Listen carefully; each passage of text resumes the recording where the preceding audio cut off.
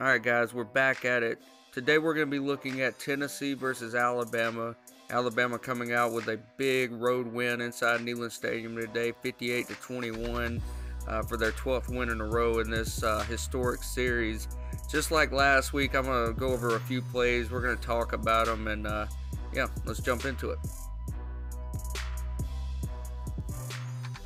Alright guys, so the first play we're going to be looking at today is Alabama's first touchdown of the game. 11:09 in the first, 2nd and 9 from the 11-yard line. I'm going to let this play out, and then we'll talk about it afterwards.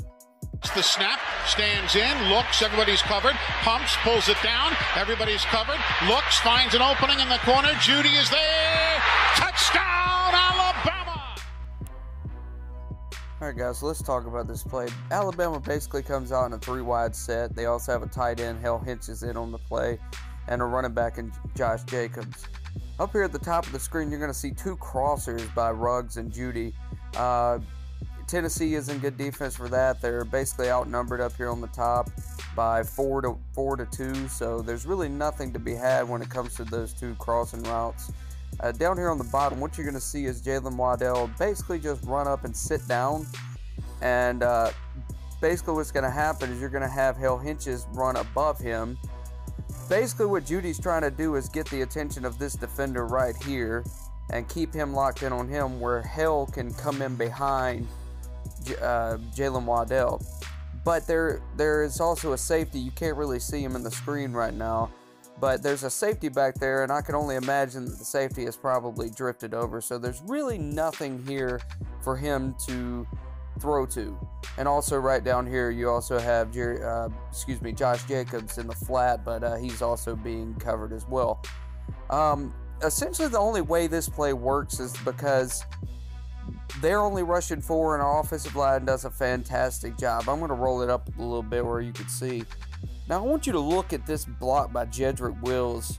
Just flattens out the defender, falls on top of him, and just a demolishing block by him. And the only way this play works is if our offensive line gives to a time, and they do.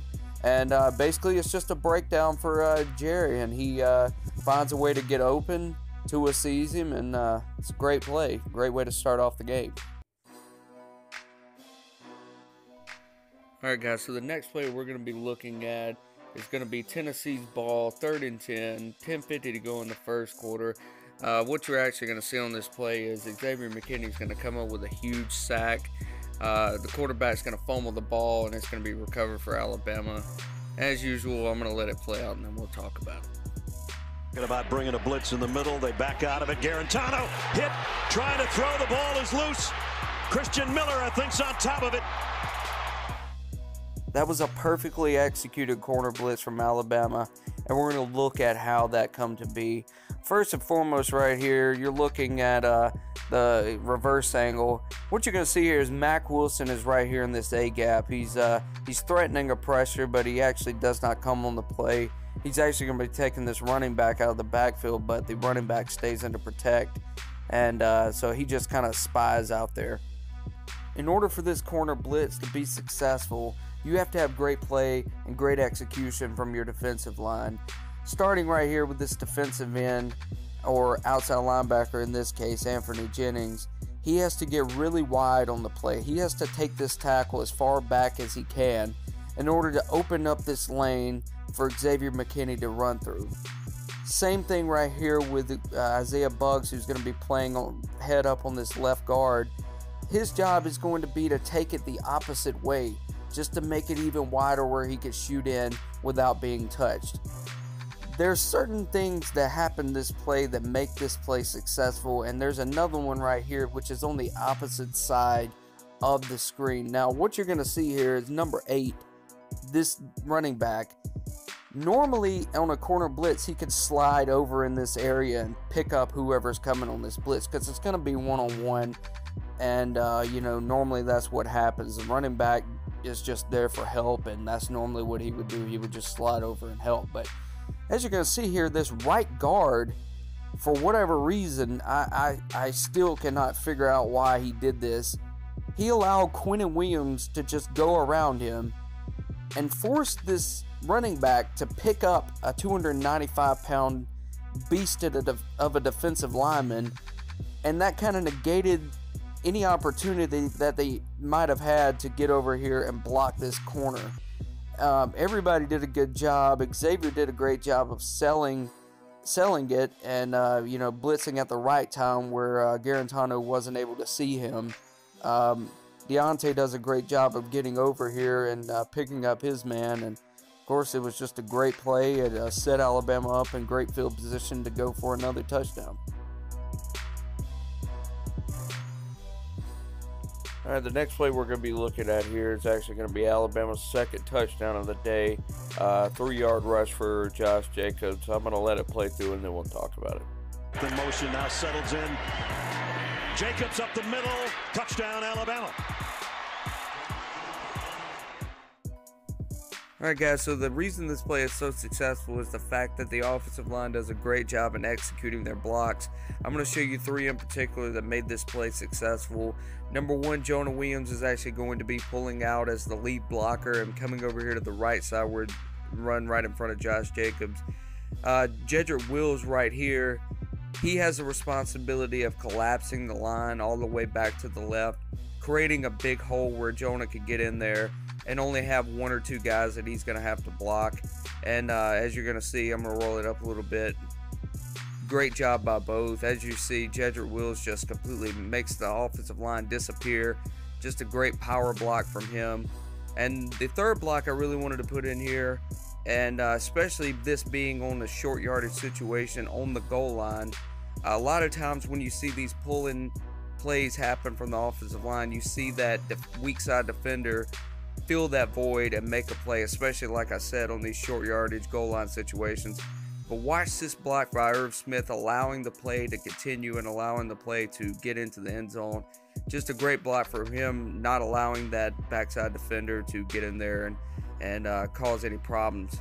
So yeah, it's just a great play. Fast start for Alabama, again up 14-0, only a few minutes into the first quarter. Alright, so on this play, we're going to be looking at a 77-yard touchdown, explosive play, Tua Tagovailoa to Jalen Waddell. I'm going to let it play out, and then we'll talk about it.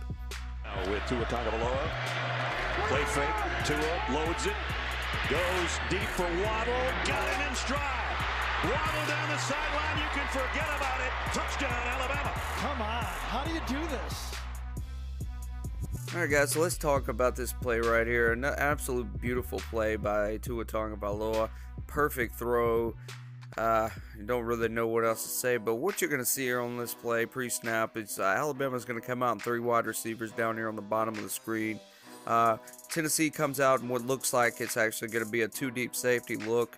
But this safety is actually just disguising it. He's actually got man-to-man on Jalen Waddle.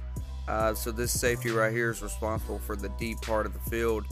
And what you're going to see from Jalen Waddell, he's basically just going to run a deep cross. And right here, you're going to have Jerry Jeudy run a go route.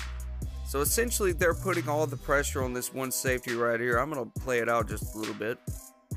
And as you can see, this safety is put in a predicament of whether he's going to pick the underneath route or he's going to go over the top. Either way, Alabama's in good position to throw to whoever he doesn't pick. I'm going to play it up just a little bit more. As you can see here, the guy who's in man-to-man with Jalen is actually beat on the play. But the only problem is this linebacker right here, he actually floated from the opposite side of the field, was never in the play, but just had good football awareness to get in the throwing lane. But as you can see, Tua just makes a perfect throw. There's no defense for a perfect throw, and it goes for 77 yards. Just a great play. And yeah, fast start, 21-0 so far, only 5 minutes into the game. Well, that's going to be it for today, you guys. I really do appreciate each and every one of you for watching these. Hopefully they're just going to keep getting better. This is only my second one, so I only can go up from here.